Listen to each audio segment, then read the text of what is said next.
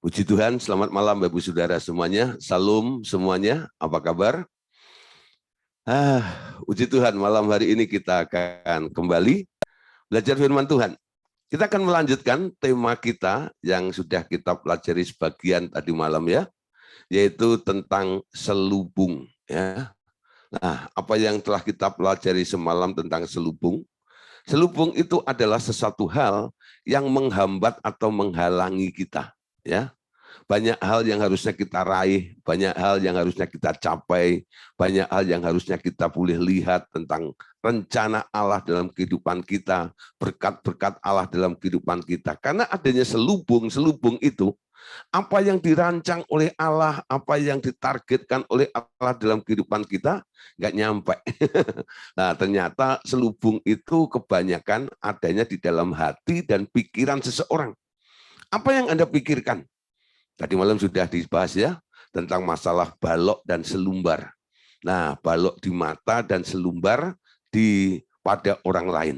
Nah, itu sesuatu konsep ya, atau cara berpikir memandang seseorang. Nah, saudara, kenapa ada orang yang punya cara pandang yang berbeda dengan caranya memandang Tuhan? Ternyata karena hatinya nggak beres. Hatinya penuh dengan luka. Ada luka-luka batin yang harus disembuhkan. Hati yang luka akan membuat cara memandangnya berubah. Selalu negatif thinking, ya, selalu berpikir yang negatif tentang orang lain. Kenapa? Karena hatinya luka. Tapi kalau orang itu hatinya sehat, hatinya sembuh, pikirannya positif, ya. Bahkan boleh dibilang pikirannya benar, melihat seperti Tuhan Yesus melihat, ya. Nah, penghakimannya juga benar, cara penilaiannya juga benar juga. Oke? Nah, saudara, malam hari ini mungkin yang ditunggu-tunggu lagi ya, selubung itu untuk menyelubungi apa saja nih. Apa saja yang pernah terselubung. Nah, malam hari ini kita akan membahas satu materi lagi, yaitu tentang selubung atas berkat. Wow. Selubung atas berkat. Nah, saudara, Tuhan Yesus datang dalam Yohanes pasal 10 ayat 10b, berkatakan, aku datang untuk memberikan hidup dan hidup dalam segala kelimpahan. Jadi orang yang ikut Tuhan Yesus itu harusnya melimpah. Saya tidak bilang kaya ya, kaya itu relatif. Ya, tapi orang melimpah itu walaupun hartanya nggak banyak, tapi kalau dia bisa merasa cukup ya dan bisa berbagi dengan sesama, itu artinya dia sudah melimpah ya. Ada orang yang kayanya luar biasa tapi selalu merasa kurang. Selalu merasa kurang. Jadi nggak cukup. Nah, dia walaupun banyak hartanya, kaya, tapi nggak melimpah. Nah, saudara, Tuhan ya datang untuk memberikan hidup dan hidup dalam segala kelimpahan. Kenapa banyak anak-anak Allah, orang-orang Kristen, kadang-kadang jatuh dalam hutang, jatuh dalam kemiskinan, gali lubang, tutup lubang, masuk lubang akhirnya ya. Nah, seperti itu. Kenapa bisa terjadi seperti itu? Harusnya tidak boleh terjadi ya. Kenapa? Sekali Tuhan menebus kita, dia tebus dalam segala aspek, dalam segala hal di dalam kehidupan kita, termasuk dalam hal keuangan atau finansial seperti ini.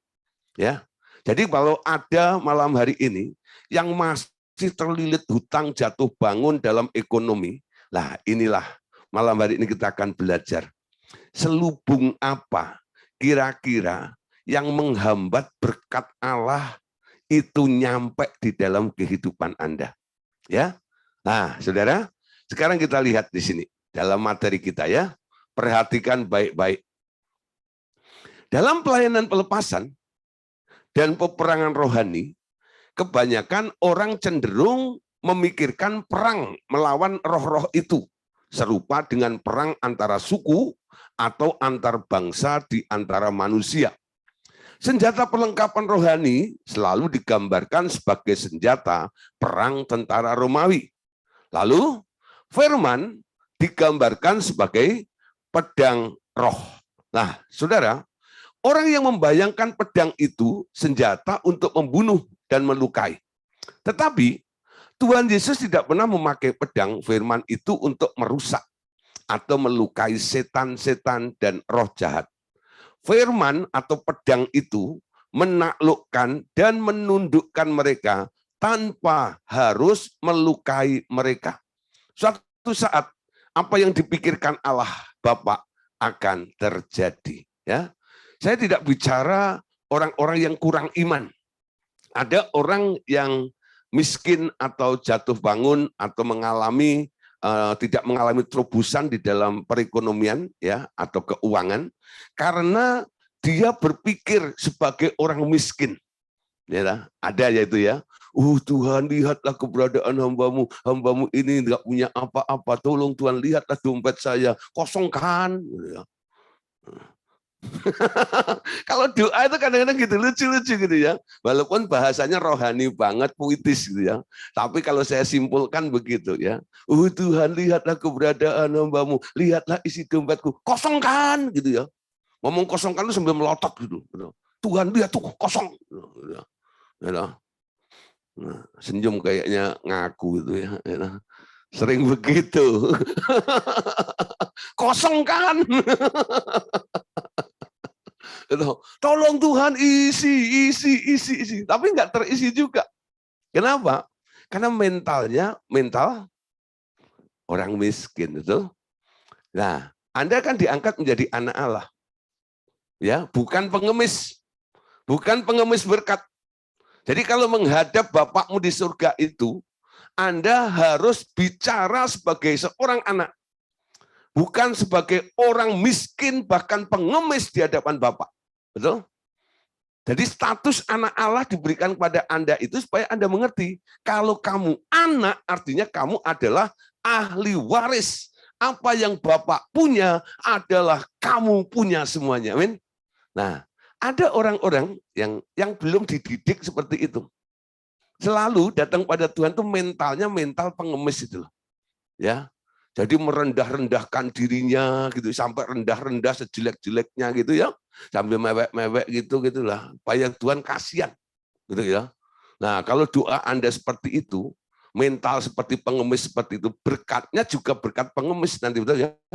Jadi kalau Anda bertalu-talu tolong dari, Tuhan lihatlah keberadaan hambamu. Hambamu tak punya apa-apa. Tolong Tuhan, hambamu yang lemah ini. Ya, apa yang terjadi?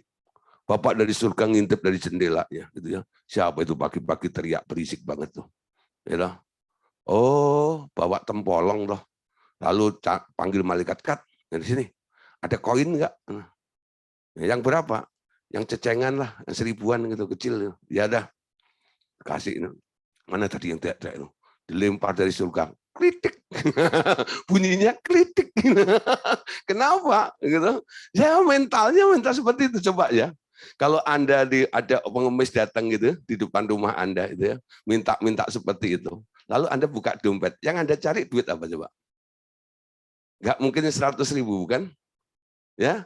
Pasti yang paling kecil ya. Cari, kasih pengemis itu.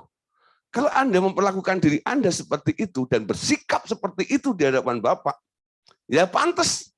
Kalau berkat Anda itu berkat yang ya kecil-kecil seperti itu. Allahmu itu besar, betul? Allahmu itu kaya, Allahmu itu dahsyat. Bapakmu itu yang punya langit, bumi dan segala isinya itu. Ya, harusnya kita bangga punya Bapak seperti itu dan mengakui ya kapasitas Bapak itu, dan Anda menempatkan diri sebagai anak Allah, Anda adalah ahli warisnya. Amin. Nah, setiap datang pada Bapak kan dirubah konsepnya. Bapak surgawi, aku mengucap syukur. Aku adalah anakmu. Apa yang Bapak punya adalah aku punya. Amin. Nah, Anda mulai membayangkan apa saja yang dipunyai oleh Bapak itu sebenarnya bagian Anda. Betul? Nah, tergantung nih kedewasaan Anda. Kalau Anda dipandang dewasa oleh Bapak itu, dia akan mempercayakan hartanya kepada Anda. Tapi kalau Anda belum dewasa, Anda tidak dipercayakan. Tapi statusmu sebagai anak tidak tergeser. Amin. Tidak menjadi seorang pengemis. Jadi ada masalah. Orang miskin karena nggak mengerti statusnya. Sehingga ucapannya salah di hadapan Allah. Nah, ucapan Anda itu akan merubah atau menentukan kapasitas atau kualitas imanmu. Betul? Iman itu diakui. Nah, apa yang muncul dari hatimu, apa yang Anda pikirkan, lalu Anda ucapkan. Nah, ketika Anda ucapkan, itu ditangkap di alam roh, di hadapan Bapak. Itu dinyatakan sebagai statement Anda, sebagai orang yang beriman atau tidak. Amin. Nah, saudara, malam hari ini kita akan bicara dari versi yang lain.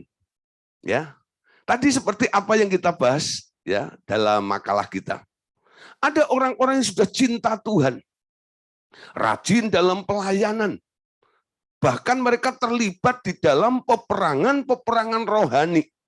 Nah, tapi konsep perangnya itu mereka memakai konsep perang cara orang dunia.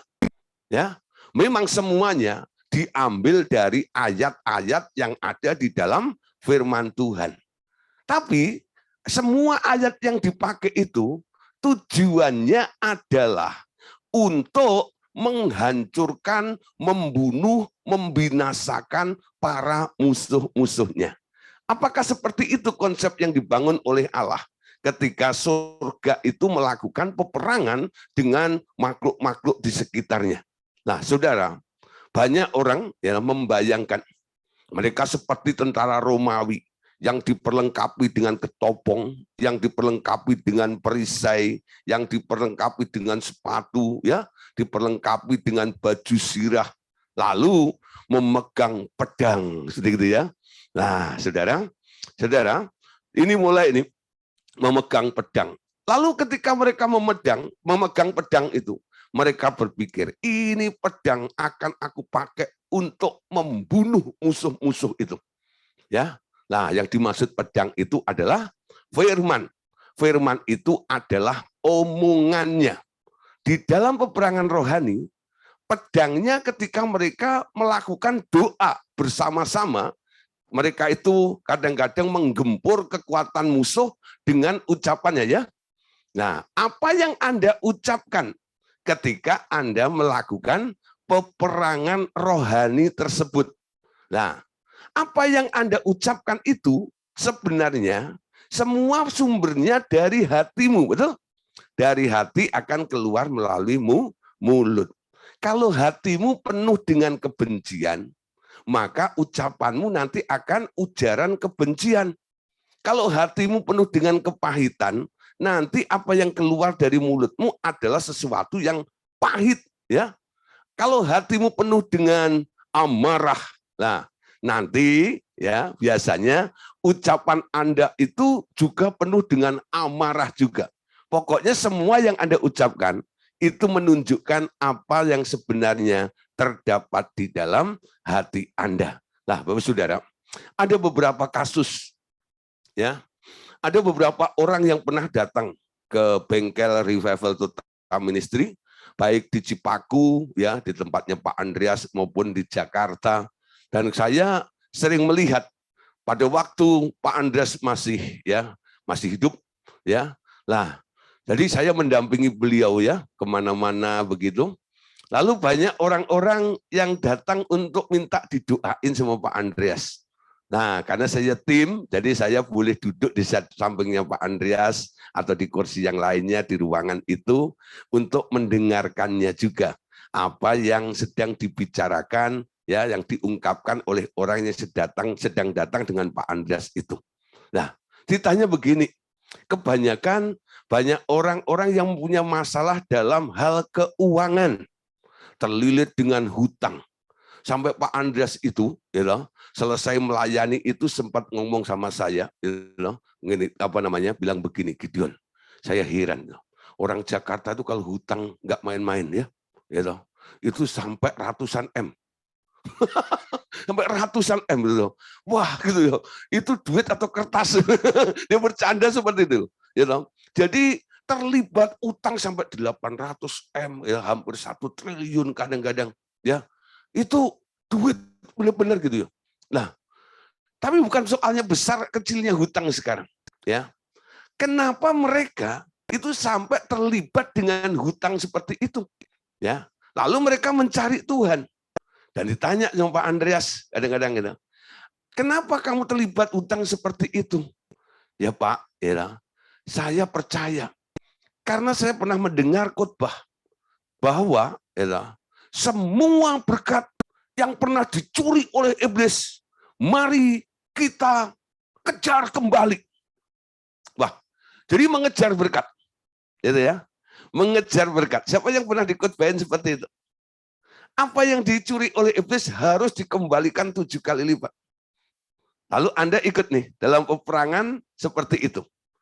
Ketika Anda ada di dalam konsep seperti itu, ya, coba Anda bayangkan, ketika duitmu atau hartamu dibawa kabur oleh seseorang, lalu Anda ingin merebut kembali apa yang dibawa kabur oleh orang itu, hatimu seperti apa terhadap orang yang merebut itu?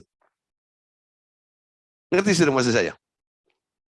Ya, ketika Anda diajak dalam proyek seperti ini, nah walaupun kelihatan rohani, mari saudara, apa yang dicuri oleh iblis, sekarang kita kejar, kita rebut supaya dia kembalikan 7 kali lipat. Hatimu geram, hatimu marah, betul nggak? Kurang ngajar nih, duitku lu bawa kabur, lu bodohin gue, betul nggak ya? Itu kalau orang Betawi ya. Nah, kalau orang Jawa bilang panjenengan ngapusi kulo. Nah, nggih, beto arto kulo. Nah, ngono ya. Lah, kurang ajar. Lalu ada yang mengajak nih, ya, seorang leaders rohani pula, ya, lalu bilang, ayo mari kita berdoa, betul nggak dong? Kita adakan peperangan rohani, ayo. Nah, tapi perang dengan hati geram, perang dengan hati marah, perang dengan ada kebencian, betul? Nah, saudara, Anda lihat di sini, dasar Anda melakukan sesuatu bukan kasih. Motivasi inilah yang merusak. Sehingga apa yang Tuhan telah bangun, konsep yang benar itu, kita tidak memungkiri. Tuhan memang, ya, surga itu memang menyelenggarakan yang namanya peperangan rohani. Peperangan rohani itu ada, betul nggak? Nah, itu ada. Cuman orang-orang yang perang itu cara berperangnya seperti Tuhan Yesus atau seperti orang dunia. Perang karena benci, perang karena marah, betul? Perang karena emosi. Nah, ketika motivasimu berperang seperti itu, nanti apa yang keluar dari mulutmu pasti stok yang di dalam hati itu. Kalau kebencian pasti ujaran kebencian. Kalau marah pasti amarah yang keluar dari mulut Anda. Walaupun Anda mulai dengan kata dalam nama Tuhan Yesus. Loh, dalam nama Tuhan Yesus. Loh, karena Anda marah. Aku apa? Saya udah nggak bisa ngomong lagi. Enggak lah. Siapa yang bisa mewakili? Kalau hatimu marah gitu ya, lalu pakai dalam nama Tuhan Yesus, aku gerawuk engkau. Itu kan. Nah, aku hajar engkau, betul? Nah, aku cincang-cincang. Aku bakar engkau. Lah, itu sudah ya. Itu ekspresi dari hati yang penuh dengan amarah, benci. Tujuannya apa? Kalau bisa, itu musuh itu aku hancur leburkan. Betul? Nah, saudara, karena sikap Anda seperti itu, musuh itu kan nggak semudah seperti apa yang Anda harapkan, loh. Dia masih punya kekuatan juga untuk apa? Untuk menghindar dan untuk membalas Anda. Sehingga dalam peperangan rohani itu akan terjadi namanya serangan balik. Serangan balik. Ya. serangan balik. Nah, saudara, apa yang akan dihancurkan oleh iblis di dalam kehidupan Anda dalam wujud satu bentuk serangan balik itu? Iblis itu mencari kesempatan. Mana yang paling lemah di dalam diri Anda? Kalau dia nggak bisa menghajar Anda, dia akan menghajar ekonomi Anda. Ya, biasanya seperti itu. Dan paling banyak, ya, orang-orang yang rajin berperang dengan hati yang nggak penuh dengan kasih, ya, disertai amarah, luapan emosi, dendam dan sebagainya itu, biasanya, ya, ekonominya akan semakin merosot. Ada satu kelompok tidak saya sebutkan, ya. Tapi Bapak Saudara pasti tahu, ya, yang selalu, ya, pokoknya dia tidak ada hari tanpa perang, ya, tanpa perang. Dan orang yang datang ke Pak Andreas itu dari kelompok ini, ya, di kelompok ini. Pak Andreas kenal banget sama orang ini, pemimpinnya. Pak Andreas juga kenal banget sama bapaknya, ya. Sampai Pak Andreas itu bilang begini sama orang itu, saya mengasihi dia. Ya, saya anggap seperti anak saya karena saya sahabat bapaknya. Saya bicara seperti ini, saya bukan benci dengan dia, tidak sama sekali. Kalau boleh, dia boleh mendengar pengertian ini dan boleh berhenti, gitu, atau mengubah sikapnya dalam peperangan itu, sehingga tidak membawa efek atau dampak timnya. Ya, banyak timnya yang mengalami kemerosotan dalam ekonomi. Ya. Dan itu biasanya orang-orang yang ada di link pertama. Betul ya? Mereka tuh punya link pertama, link kedua, link ketiga. Dan orang-orang link pertama itu biasanya orang-orang profesional ya. Mereka punya modal, punya begini dan sebagainya, tapi mereka rentan, cepat hancur ada di situ itu. Nah, Saudara, malam hari ini pengertian tentang kita berperang seperti ini, jangan sampai konsep dunia itu menyelubungi kita. Anda boleh melakukan peperangan rohani, tapi dengan caranya Tuhan. Seperti Tuhan berperang, betul? Miliki hatinya Tuhan. Ya, miliki hatinya Tuhan.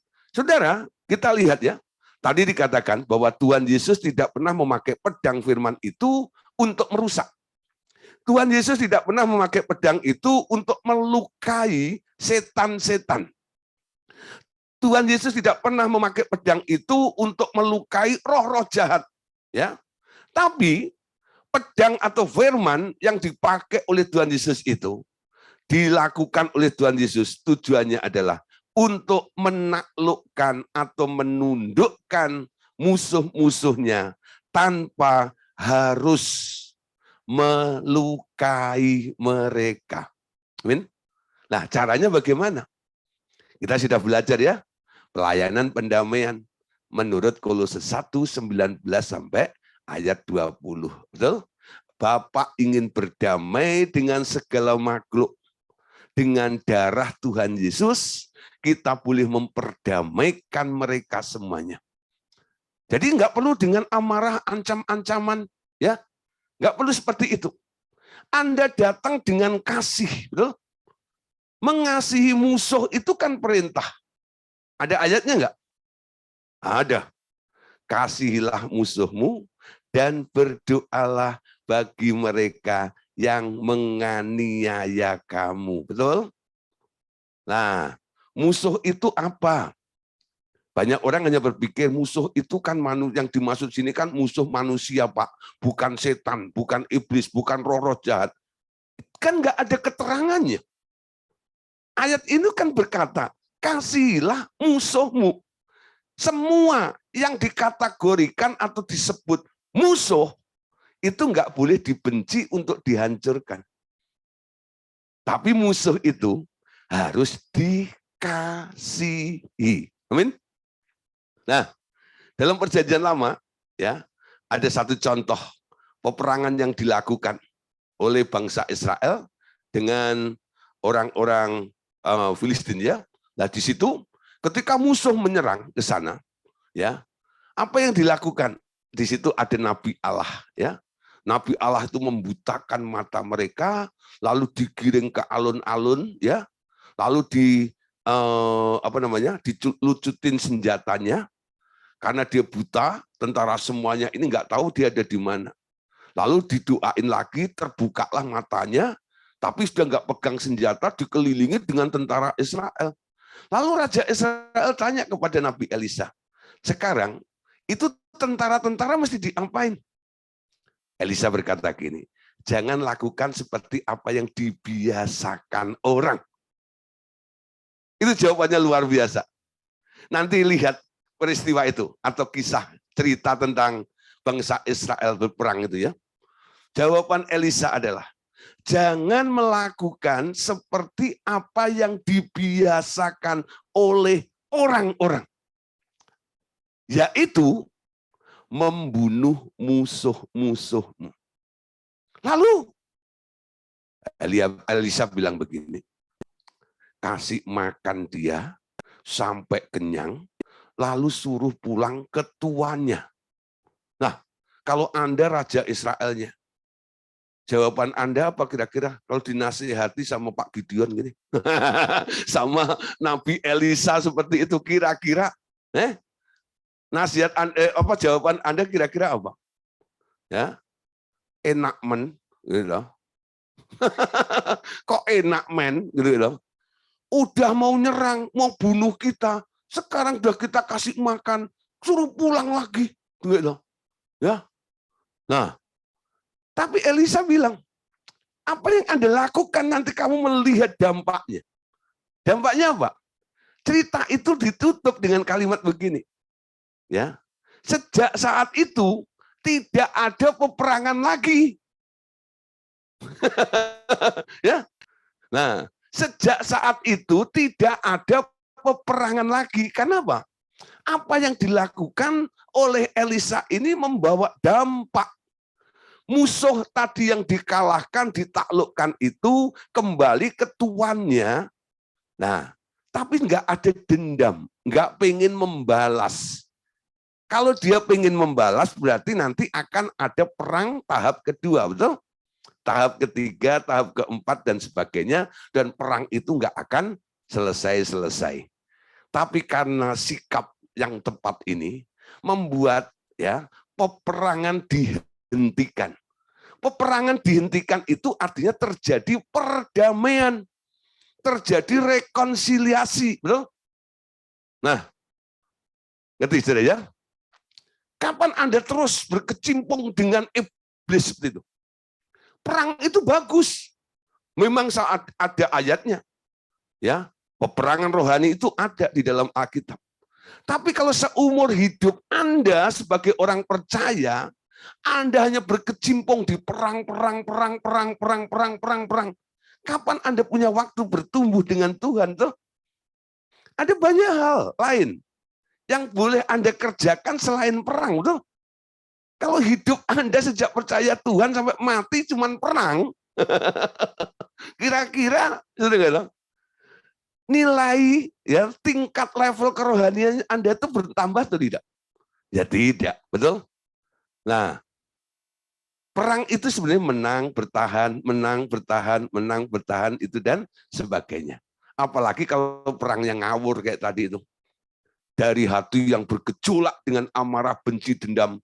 Nah, itu justru saudara, ya perang akan semakin sengit. Mata ganti mata, gigi ganti gigi. Ya, marah ganti marah. Lu marah, gua marah. Nah, itu kan seperti slogannya orang dunia. Lu jual, gua beli.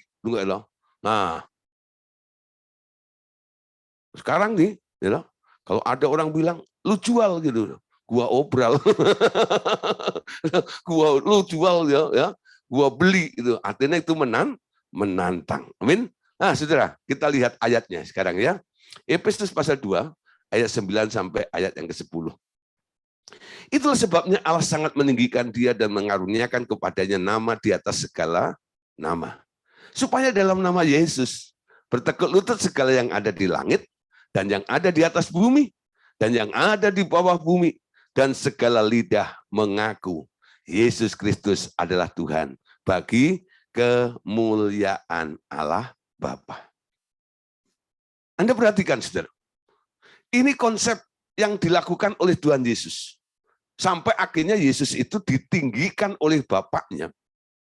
Dikaruniakan nama di atas segala nama. Ya. Nah, tujuannya supaya dalam nama Yesus bertekuk lutut segala yang ada di langit dan yang ada di bumi dan yang ada di bawah bumi, dan segala lidah mengaku Yesus Kristus adalah Tuhan bagi kemuliaan Allah Bapa. Bagaimana kita bisa mewujudkan ini? Musuh-musuh itu harus bertekuk lutut di bawah nama Yesus itu, dan semua lidah harus mengaku Yesus adalah Tuhan. Kalau Anda hajar, Anda lukai terus, musuh itu nggak pernah bertekuk lutut, nggak pernah. Ketika dia kalah, dia mundur, betul nggak? Tapi kalau Anda datang dengan kasih, membawa darah Tuhan Yesus, lalu menawarkan hatinya Bapak yang ingin berdamai dengan mereka, Anda menjadi juru damai ya bagi mereka dengan Allah Bapa. Nah, disitulah saudara. Nanti Anda akan melihat beberapa musuh yang menyerang secara roh ya dalam kehidupan kita ini. Nanti akan Anda melihat banyak musuh-musuh yang bertekuk lutut di bawah kaki Tuhan Yesus, dan banyak lidah yang akan mengaku Yesus adalah Tuhan. Amin. Nah, saudara, jadi bukan menghancurkan, tapi menaklukkan. Betul?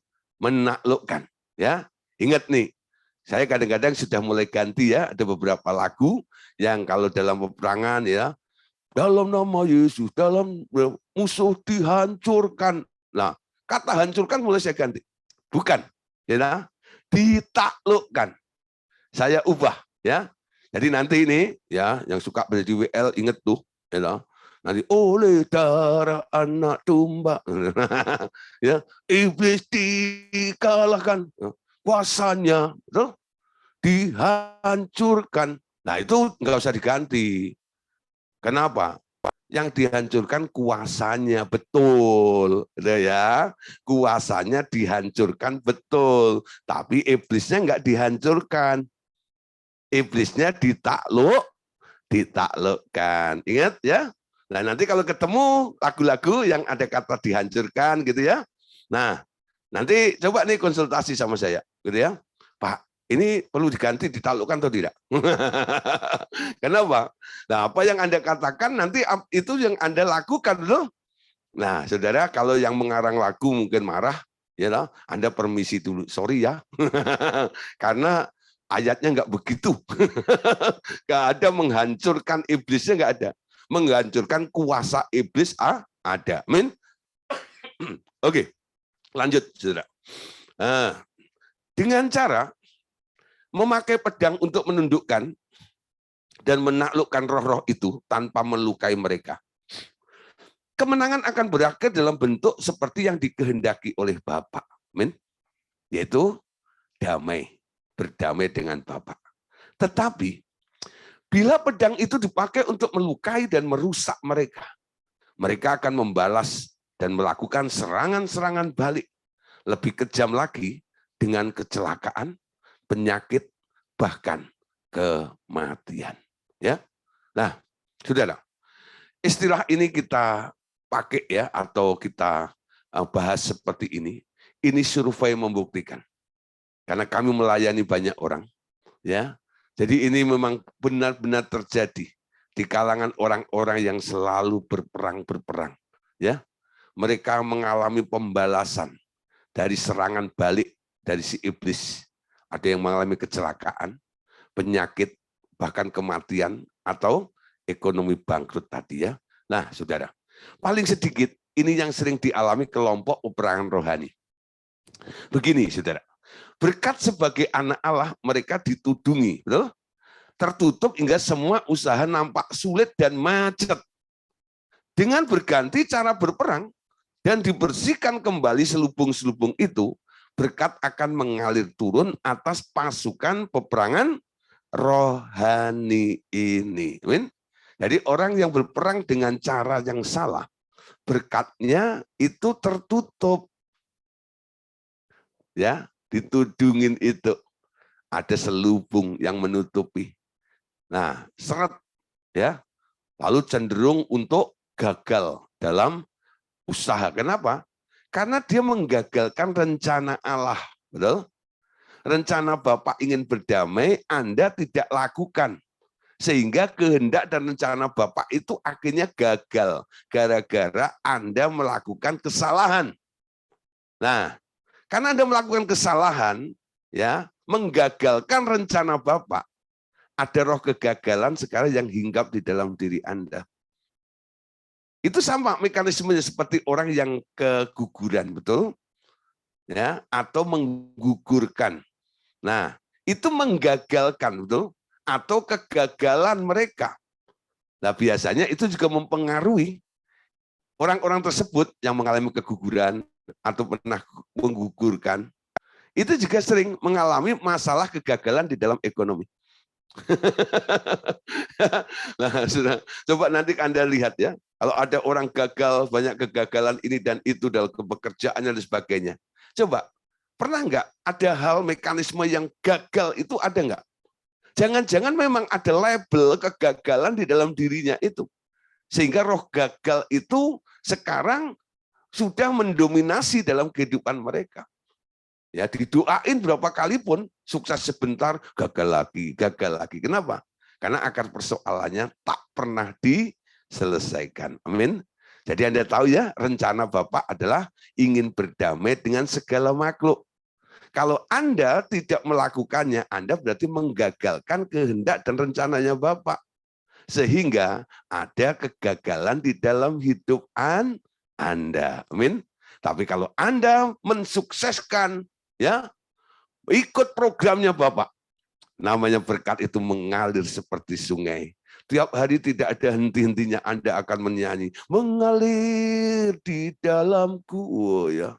Kasihnya seperti sungai, berkatnya seperti sungai, mengalir, mengalir, mengalir, gitu sampai dompetnya dibuka, mengalir, mengalir, kurang gede kantong kolektor, oh mengalir, mengalir, gitu. Nah,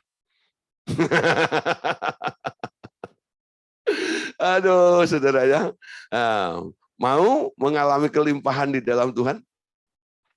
Gampang ya, buka tudung kegagalan. Itu akan membentengi atau menutup berkat-berkat yang harusnya mengalir di dalam kehidupan Anda. Amin. Nah, berikutnya saudara, ketika orang kena selubung, apalagi yang dialami oleh orang tersebut. Nah, ini menarik ya. Ada roh pengertian yang tertahan, ya. Roh pengertian yang tertahan, ya. Anda ngerti ya? Orang tahu dan ngerti itu beda. Ya. Orang tahu dan ngerti itu beda. Kata ngerti itu kan selalu diidentik dengan orang bilang ngeh gitu ya. Ngeh, ya. Nah, ngerti, mengerti, memahami, tapi bukan sekedar mengetahui tok, enggak. Banyak orang tahu tentang Tuhan, ya, tapi enggak pernah ngerti tentang Tuhan. Amin. Banyak orang tahu, gitu, tentang sesuatu rencana Tuhan, tapi enggak pernah ngerti tentang rencana Tuhan itu. Ya, orang baru ditanya, Tuhan itu baik ya? Baik. Lah, coba Anda tanya, ya, kamu ngomong baik itu tahu atau ngerti? Ya, tahu atau ngerti? Nah, untuk ngecek saudara, orang itu sekedar tahu atau ngerti gimana? Kalau dia bilang, ya, Tuhan itu baik nggak? Baik. Lalu Anda tanya, kamu pernah merasakan kebaikan Tuhan nggak? Aduh, kebaikan Tuhan seperti apa ya? Suruh ceritakan pengalaman dia bersama dengan Tuhan. Betapa baiknya Tuhan itu, dia nggak bisa cerita. Ya. Siapa di sini yang pernah mengalami kebaikan Tuhan? Telah kulihat kebaikan-Mu yang tak pernah habis di hidupku. Nah, kebaikan apa yang pernah Anda alami dengan Tuhan? Ketika Anda bisa bercerita tentang kebaikan Tuhan itu, artinya Anda mengerti tentang Tuhan yang baik, betul? Bukan sekedar tahu tentang Tuhan yang baik. Banyak orang Kristen ada di level ini. Tahu tentang Tuhan baik. Bisa nyanyi. Allah itu baik, sungguh baik bagiku. Nah, Allah itu baik. Nyanyinya ada. Tapi nggak pernah terjadi di dalam hidupnya. Tentang kebaikan Tuhan itu. Amin. Nah, ya, coba saudara. Kenapa orang nggak mengetahui atau nggak mengerti tentang Tuhan tersebut? Karena ada roh pengertian yang tertahan. Roh pengertian tidak dapat memasuki dan menolong seseorang untuk memahami apa yang mereka lihat atau apa yang mereka dengar. Bila selubung ini belum disingkapkan. Amin. Ya. Nah, singkapkan semua yang terselubung, ya, supaya ku layak di hadapan-Mu, Tuhan. Ya. Lagu Pantai Kusta Kuno loh. Saya dengar sejak saya masih kecil, ya. Bapak saya dulu kalau selesai khotbah di gereja gitu ya. Nah, saya masih SD kadang-kadang main gitar gitu ya. Nah, gitu diajak nyanyi itu jiwaku terbuka untuk-Mu Tuhan gitu ya. Nah, ujungnya singkapkan. Tapi saya nggak mengerti so. Tentang selubung apa itu dan sebagainya ya. Tapi setelah belajar kebenaran ini, saya mengerti ya. Kenapa ya butuh penyingkapan hal yang terselubung itu. Nah, saudara, penyingkapan hal yang terselubung itu, kalau kita pinjam istilahnya Paulus, Paulus ini pernah bicara tentang apa? Dia pernah berdoa. Aku berdoa supaya jemaat itu diterangi mata hatinya, sehingga mereka mengetahui betapa panjang, betapa lebar, betapa tinggi, betapa luasnya kasih Tuhan itu. Kenapa harus didoakan? Ya, Paulus berdoa. Demi kemurahan Allah, aku berdoa buat mereka ini. Supaya diterangi mata hati mereka. Nah, jadi yang dilihat oleh Paulus, selubung yang ada di dalam jemaat itu dalam bentuk seperti kegelapan. Sehingga Paulus berdoa, terangi Tuhan mata hati mereka itu. Supaya mereka boleh mengerti. Betul? Nah, saudara, jadi kalau Anda sampai hari ini nggak pernah ngerti tentang apa yang Tuhan mau lakukan dalam kehidupan Anda, karena adanya roh pengertian yang tertahan, karena ada selubung yang menutupi Anda boleh berdoa seperti apa yang dikatakan oleh Paulus tersebut. Amin. Nah, saudara, juga bagi mereka yang sudah pernah sekali diterangi hatinya. Nah,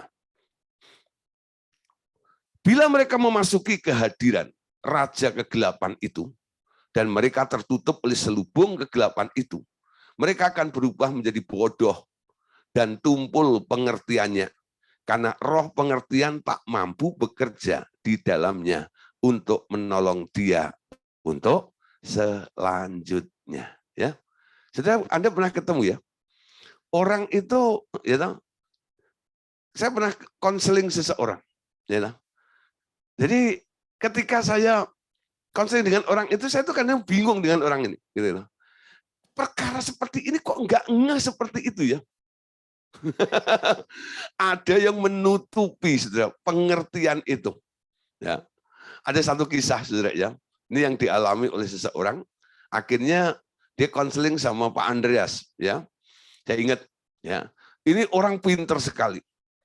Dia lulusan Jerman, ya. Nah, dia punya bisnis itu menjual atau memasukkan barang atau apa namanya alat-alat berat di Indonesia ini loh, ya. Nah, istrinya sudah mulai ikut KPP, ya loh, lalu mulai setia ya, baik di revival worship service ya, maupun acara-acara ibadah RDSB waktu itu dan sebagainya. Nah, mulai ikut situ. Tapi saudara, ya loh, suaminya ini sampai istrinya bilang suami kaya itu kayak orang ateis gitu loh, gitu. Nggak bisa ngerti tentang Tuhan, ya. Nah, satu kali, saudara, memang ada beberapa penghalangnya. Yang pertama adalah barang tumpas.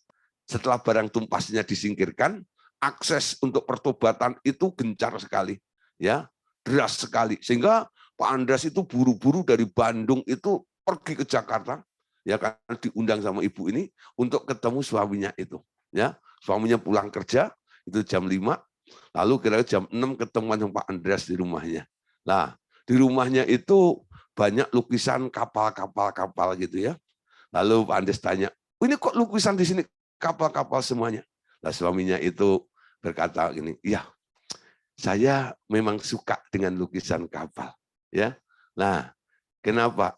Ya, gini loh Pak, ada satu yang masih ganjil nggak ngerti saya itu. Apa yang nggak ngerti Pak? Bapak kan orang pinter, gitu. Kok nggak ngerti? Gitu. Jadi ini kayaknya orang pinter ketemu orang pinter gitu ya. Pak Andreas itu dosen ITB, ini lulusan Jerman gitu ya, agak nyambung lah gitu. Lalu ditanya ya, nama orang itu Pak Primus, Pak Primus, apa sih yang dipikirkan, yang nggak mengerti itu apa? Gini loh Pak, saya itu bingung. Itu cerita di Alkitab tentang Nuh itu nggak masuk akal. Maksudnya, itu kan dikatakan di dalam Alkitab, semua binatang masuk dengan mudah gitu ya ke Bahtera itu. Sekarang bayangin Pak, bagaimana kanguru itu dari Australia gitu, masuk ke benua Eropa itu gimana Pak? Gitu. Terus binatang-binatang dari kutub itu gimana bisa masuk ke situ Pak? Lah, waktu ditanya seperti itu Pak Andes cuma ketawa aja. Pak Primus, nah, Bapak itu kepinteran kali. Dulu ya dong, zaman Nuh itu kan benua masih satu Pak. Jadi nggak nyebrang lautan Pak. Nggak seperti sekarang, terpisah oleh lautan gitu. Enggak. Itu Pak dulu langsung tepuk jidat itu. Oh iya ya, kok nggak mikir saya ke situ?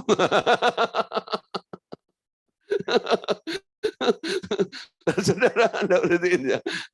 Ini contoh simpel aja nih ya, supaya Bapak Saudara itu mengerti. Kadang-kadang ketemu dengan orang-orang hal yang sebenarnya gampang sekali ya menurut Anda, tapi orang itu nggak ngerti gitu nggak ada. Tapi dia tahu, gitu nggak ada.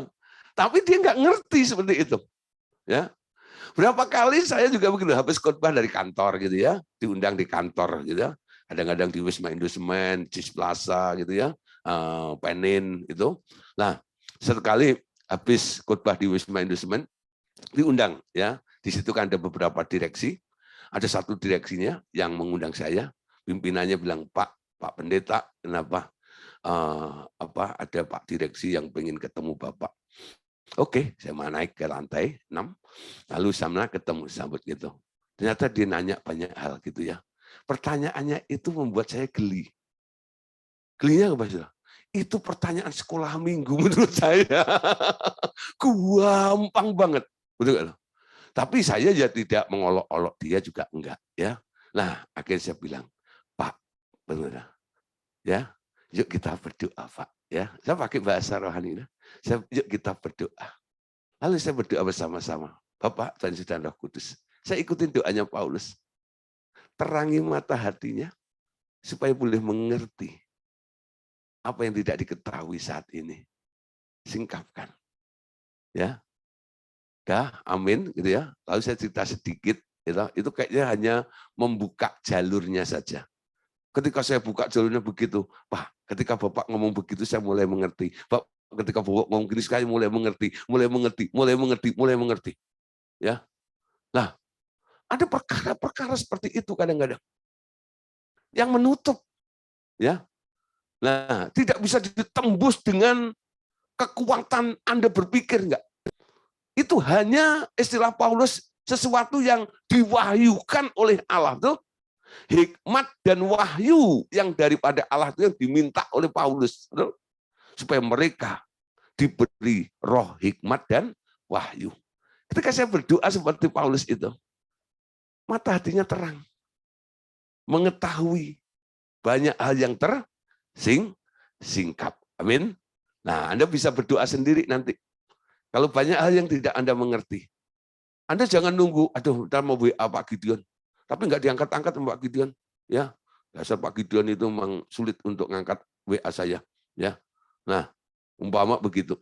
Nah, daripada Anda jengkel sama saya, gitu ya, mending Anda berdoa sama Tuhan. Gitu. Tuhan, ya loh.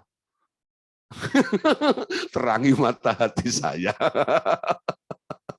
Terangi mata hati saya. Amin. Nah, nanti Anda melihat, oh, begitu toh. Hah, pokoknya setiap Anda nggak mengerti, Anda minta diterangi mata hati Anda, ujung-ujungnya nanti Anda akan manyun sedikit sambil bunyi gini, oh, begitu toh. Gitu ya. Ya.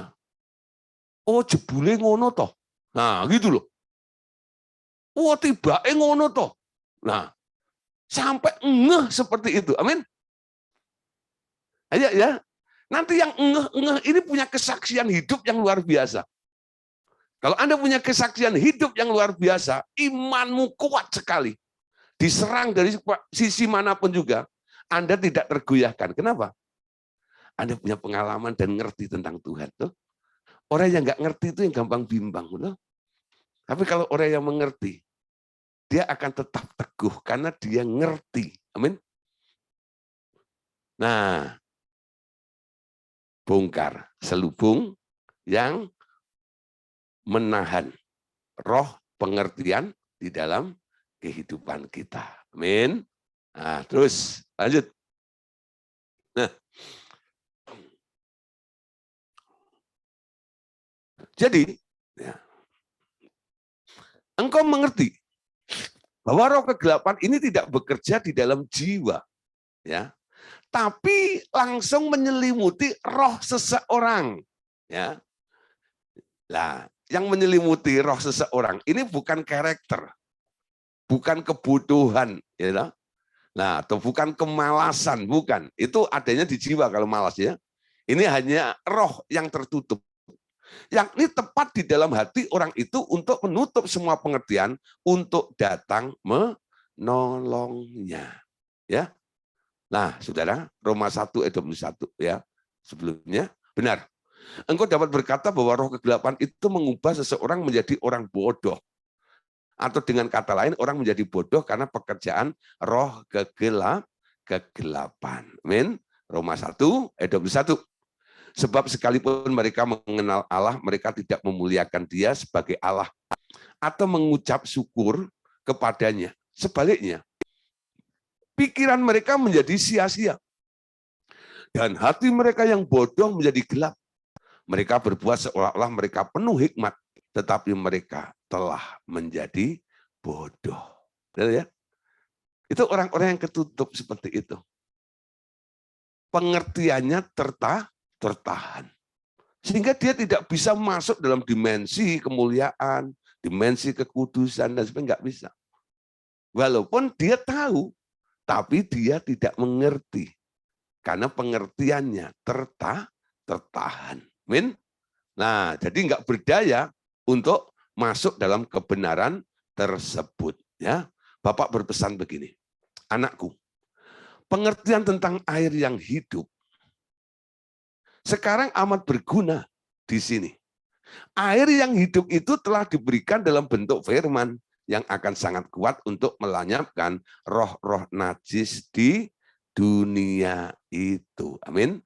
Karena letaknya bukan ada di jiwa, dia letaknya itu hanya menutup sebagai covering ya di daerah roh Anda. Nah, perkara-perkara ini lebih mudah untuk dicuci dengan air yang hidup.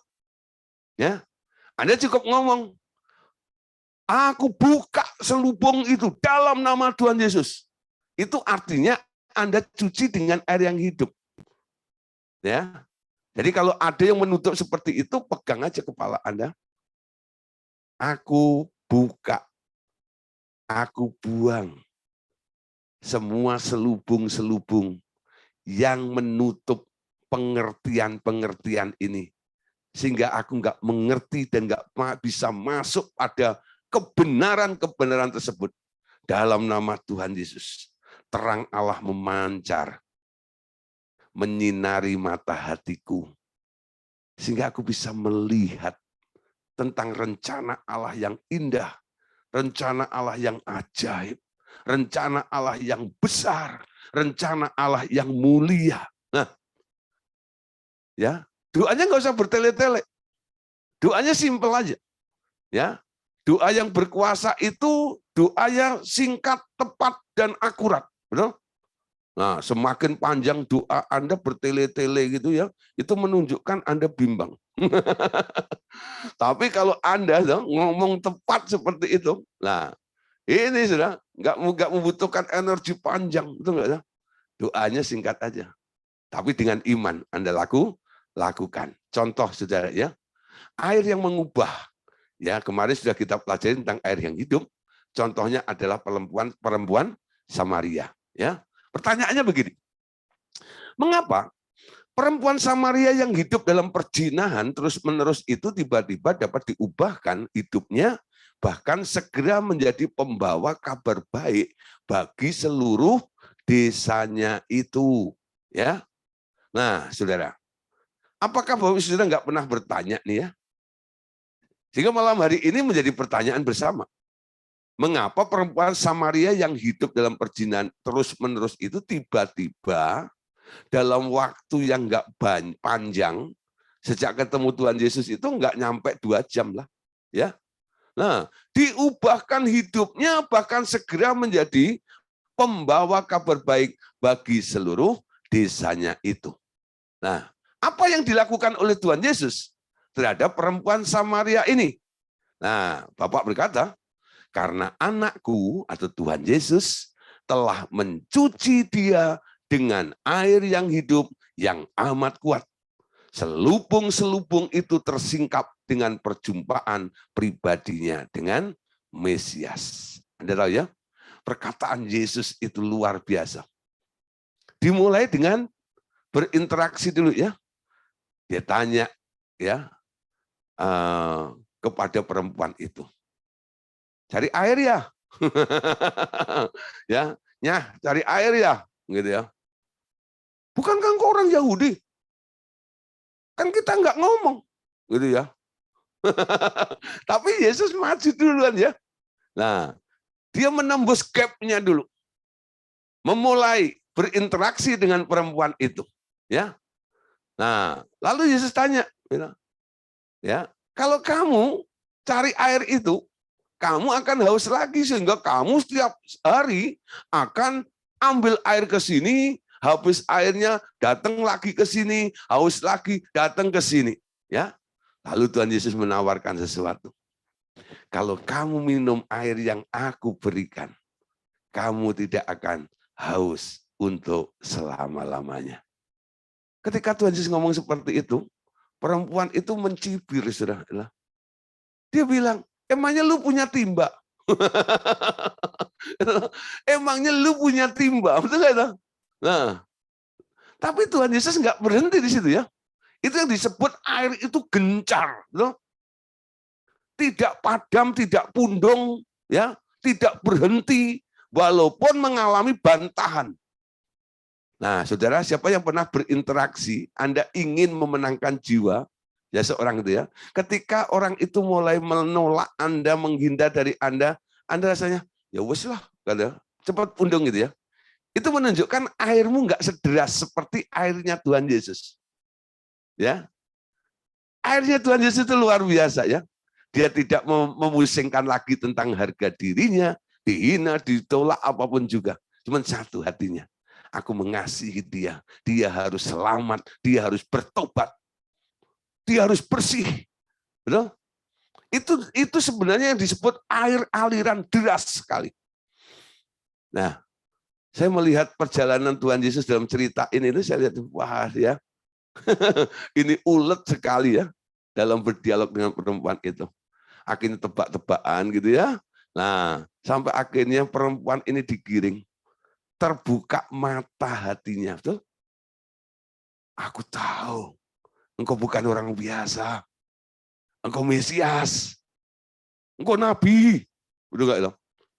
Ketika ditelanjangi hidupnya. Ya, di situ saudara, air itu membersihkan. Pikiran-pikiran yang tadinya haus, pengen koleksi laki-laki terus itu. Ketika mendengar perkataan Tuhan Yesus itu, pikiran pengen koleksi laki-laki itu lenyap semuanya. Kok bisa, saudara? Dicuci dengan air. Perkataan Yesus itu melenyapkan pikiran-pikiran itu loh.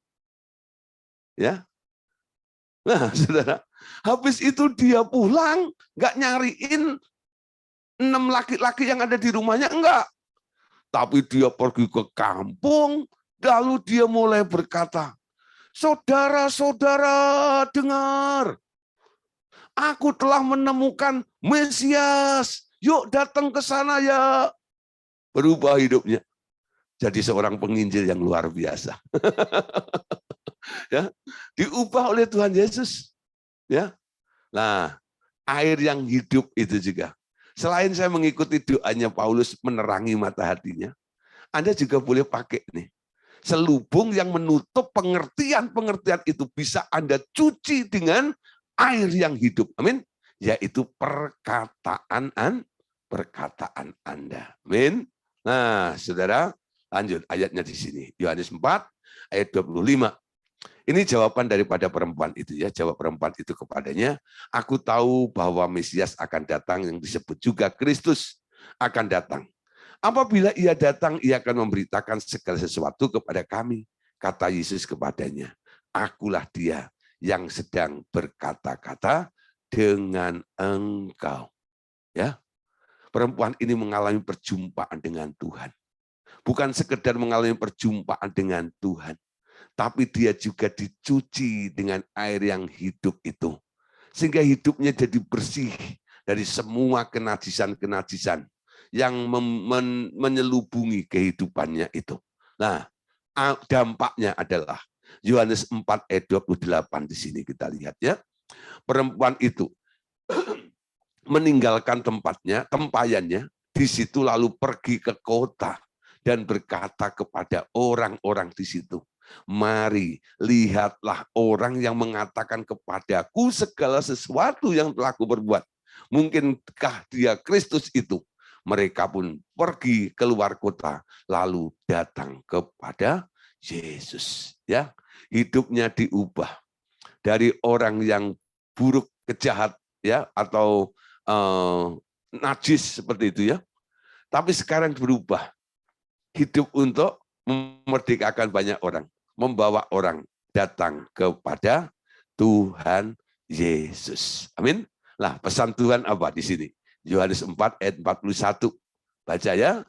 Selanjutnya, karena perkataannya lebih banyak lagi orang yang percaya. Dan mereka berkata kepada perempuan itu, kami percaya, tetapi bukan lagi karena apa yang kau katakan, sebab kami sendiri telah mendengar dia, dan kami tahu bahwa dialah benar-benar juru selamat dunia. Amin. Nah, saudara, bukan satu orang yang dicuci oleh Tuhan Yesus. Sampai akhirnya satu kampung dicuci oleh Tuhan Yesus dengan perkataannya itu. Amin. Nah, saudara, banyak yang diperdekakan. Banyak yang diangkat selubung-selubungnya. Sampai mereka beroleh pengertian-pengertian tentang hidup yang kekal di dalam Tuhan Yesus Kristus. Amin. Oke, Bapak Saudara, malam hari ini kita sampai di sini. Besok kita akan lanjut ya, membahas tentang 2 macam luka. Ya. Kalau tadi penghalang selubung itu karena hati yang luka. Nah, jenis lukanya apa? Ada 2 macam luka. Nah, ini bukan luka luar dan luka dalam. Nanti kita lihat ya. Yang penasaran besok Bapak Ibu Saudara boleh bergabung kembali, ajak teman-teman ya, sehingga mereka tidak terus menyanyikan lagu hati yang luka. Nah, kenapa? Hatinya sudah disembuhkan. Amin. Nah, besok tahu. Amin. Oke, Saudara, puji Tuhan, Tuhan memberkati kita semuanya. Amin.